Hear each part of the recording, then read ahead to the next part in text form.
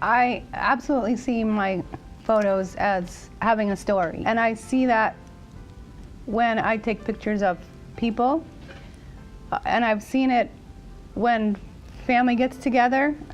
What do? They pull out their old family album because they have stories to tell about, this was Johnny's birthday, and remember he fell in the pool, and I mean, it just brings up all these stories. And I think there's I could tell you a story about every single shot that I took because it meant something to me. Whether who I was with or what was happening, just with the scenery, whether no one was even there. And I was recently going through my pictures and I noticed that I take a lot of pictures of empty chairs. I don't know why.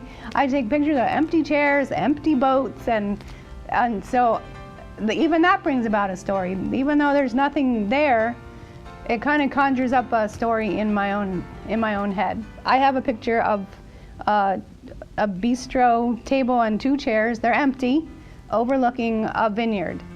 And different people have different perceptions of it. One person looks at it and says, "Oh, it looks lonely."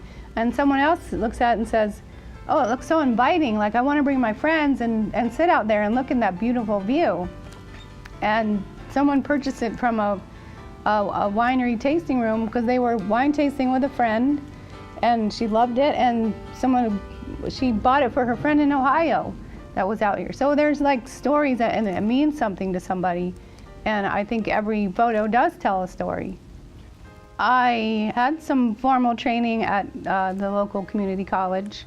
I took a couple classes in black and white photography, spent some time in the dark room, a lot of time in the dark room, and just loved it. Had a great, inspiring teacher there, and every opportunity that I have now to learn, whether it's on the internet or in any kind of classes or photo festivals, I take advantage of that because it's a constant learning. I learn from other photographers, I learn from books and going to art galleries. I went out to Morro Bay at the end of January with a little photo group to take pictures of Morro Bay at sunset.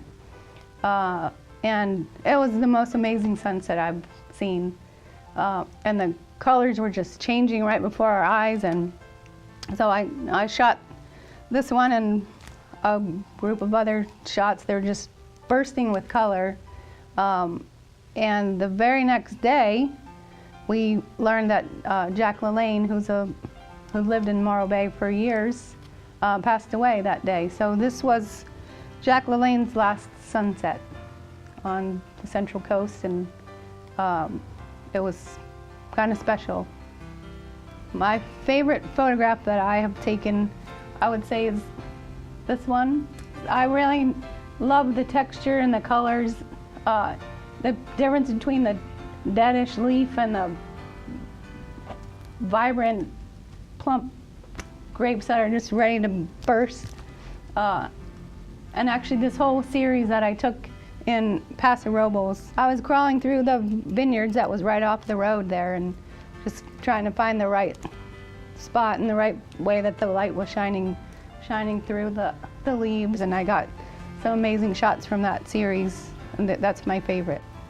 I've gotten to the point where I feel confident enough that my best pictures are worth hanging in a gallery, and I'm really pleased that others enjoy them and have purchased them and are hanging in their house, and that just really makes me glad. I learned last year that I cannot go on a portrait photo shoot by myself. So I've asked Ray, my husband, to be with me on photo shoots, and he actually really is more than just holding things and blowing bubbles to distract kids. He's learned a lot about photography itself and even helps me see things that I might not see. So he's a really integral part of what I do. It doesn't rule his life, it's not ruling my life, but we work together wonderfully. So.